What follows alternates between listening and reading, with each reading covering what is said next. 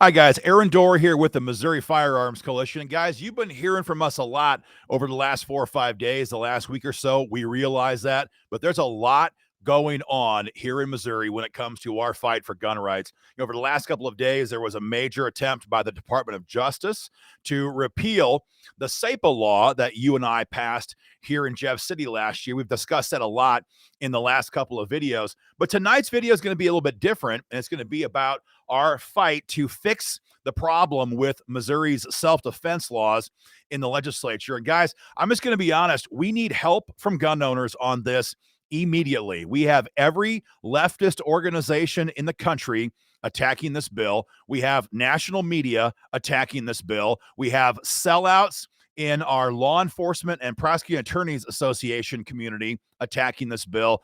And guys, they've all fallen into a draw play, frankly, that we laid out for them. And tonight, we're going to give you guys the facts you have to have, the facts they will not engage with in committee. So hopefully you guys can help us pummel the legislature and force them to take action on these bills. That's kind of where we're going to be with tonight's video. I hope you guys watch it. I hope you guys share it and then take action to help us fight to expand our right of self-defense here in Missouri this session. So here's where things stand right now. In a nutshell, in layman's terms, I'm a layman. I didn't go to law school. I watch them on TV once in a while, but we're not lawyers. But here is the problem that we're trying to address with this bill. You see, in Missouri right now, if you were accused of a self-defense situation, of a crime through a self-defense situation, you have to prove you are innocent in court. That's just how it is. You have to prove you are innocent in court. Now, this is America, and we have this idea of innocent until proven guilty. And we have this idea the government has to prove that you are guilty in a court of law and beyond a reasonable doubt. That is the standard for almost every other criminal investigation and criminal citation in the state. But when it comes to self-defense, the burden lies on you and me, the individual gun owners, to prove that what we did was reasonable, to prove that what we did was justifiable. And that has led to situations like Mark Rittenhouse, there we go, like Kyle Rittenhouse, like Mark McCloskey, where these guys clearly and obviously used justifiable force, or in the case of Mark McCloskey, threatened to use justifiable force to protect themselves from violent criminals. And despite that, the state was allowed to drag them into court and ruin them, or try to ruin them, for what was obviously, to the rest of the world, obviously a justifiable case of self-defense. And so in a nutshell, what our bill, House Bill 2118 and Senate Bill 666, yeah, I'm sure that was a coincidental bill number assignment from the moderates in Jeff City. What our bill would do is shift that presumption. And so instead of you and me having to prove that we are innocent in court, instead, we're asking that the state, the government, the county, you prove in court that we're guilty. It's just shifting that presumption. And so if you watched any of the committee action a week ago Tuesday in the Senate, in the Transportation Committee, you saw 2 hours of wailing and gnashing of teeth from every leftist organization you can think of. Where's my list? We had every Town for Gun Safety there opposing the bill. We had Moms Demand Action. We had the NAACP. We had the Missouri Sheriff's Association, the Fraternal Order of Police, the Missouri Police Chiefs Association, and on it goes, many department heads from various blue cities here in Missouri. And they all said the same thing. They all said that this bill is going to make murder legal. This bill is going to lead to bloodshed in the streets. Now, of course, you and I heard this all before, right? We heard this way back in 2016 when we passed constitutional carry and removed the duty to retreat, expanded castle doctrine. We heard it all then. And we heard it again last year in our fight to pass SAPA. If you do this, the sky is going to fall. The reality is, folks, and it's kind of sad to have to say this out loud, but we have to deal with this. The reality is that, well, Missouri's line officers, the rank and file guys and gals that have to actually deal with criminals, and enforce these laws, well, they are overwhelmingly and resoundingly pro-gun.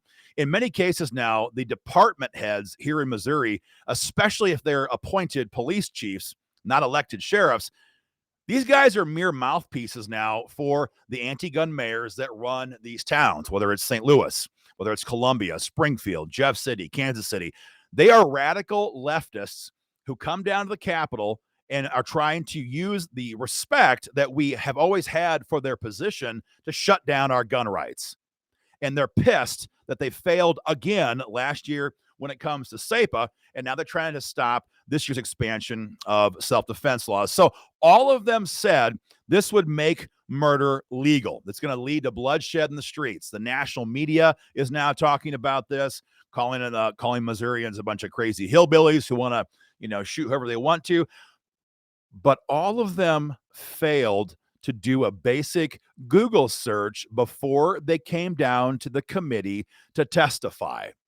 And so what we have been doing now for the last couple of days in Jeff City is telling all these moderates and some of the Democrats, if we want to waste our time talking to them, that while you sat there and spouted off all that psychotic madman asinine lies about this bill in committee last week, what you don't know is that what we are trying to do with this bill is bring us into conformity with what, wait for it, here's the best part, with what 16 other states have already done.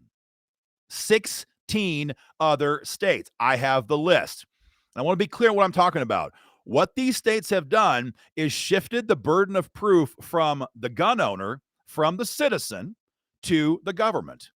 They're simply saying if this person is guilty, then we have to prove in court that this person is guilty. And this list of states where this is already on the books now includes, where's my list? Arizona, Arkansas, California, lefty blue California, Florida, Kansas, Kentucky, Louisiana, Mississippi, North Carolina, North Dakota, Oklahoma, Pennsylvania, Rhode Island, South Carolina, Wisconsin, and Wyoming. That's a bill I passed myself out there in 2018. So in 16 states, just around a third of America, the government has to prove that the citizen is guilty in court, not the citizen having to prove he is innocent in court. Now, unless the Prosecuting Attorneys Association and the Missouri Sheriff's Association and the Fraternal Police and the NCAA, all these groups want to claim that states like Wyoming have out of control violent crime, or Rhode Island, or North Dakota, or Oklahoma. I mean, for heaven's sakes, they're the safest states in America. Unless they want to try to claim that these states are awash in bloodshed after they change this law, these people obviously have been proven to be liars and incompetent to boot. They fell into a great draw play, and now the whole state knows that they're a bunch of half-baked crazies. And so this is already law in this many different states. We're not doing anything new. It's just new to Missouri. And again, the power brokers that have enjoyed all of this power to ruin your lives for all these years, they hate the fact they're going to have to work harder to meet their burden in court. And, this, I'll go so far as to even say this. This came up in the committee. This is going to make it harder to convict, drug dealers and gangbangers and murderers and everything else. Look, this protection, I'm just going to say it, and I don't care if the left gets mad or not. These protections should apply to anybody who was accused of any crime. I don't care if you're a suburban soccer mom, in St. Louis. I don't care if you're a drug dealer in St. Louis. I don't care if you're the local pastor in St. Louis. I don't care if you're a gun runner in St. Louis. Whatever it is that you're accused of by the government needs to meet their burden of proof in court. To reverse that, to invert that, and make the citizen have to prove their innocence, it bastardizes that American jurisprudence idea that we are innocent until proven guilty. And so what we're hearing now, guys, from all the committee, from these testifiers last week was that, we can't even investigate crimes. If people are immune from prosecution until we can establish probable cause, then we can't even investigate crimes, and it's going to lead to an explosion of violence. Well, We're going to answer that question as well. This is on House Bill 2118, Senate Bill 666. And I'm just going to pull up this section here. Give me one second here. It says on page 2, I'll read it for you guys verbatim. Let me see here. Sorry, not page 2. It's going to be on page 3. A law enforcement agency may use standard procedures to investigate the use or threatened use of force as described in this section, but the agency shall not arrest the person for using or threatening to use force unless the agency determines that there is probable cause that the force that was used or threatened to be used was unlawful.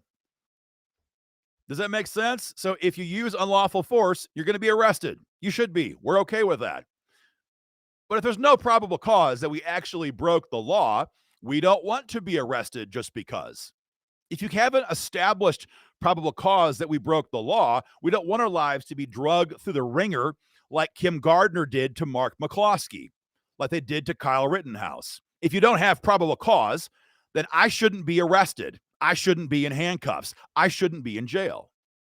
And that's all this legislation does. It says before an arrest and a prosecution can be underway, there needs to be probable cause that they actually used unlawful force.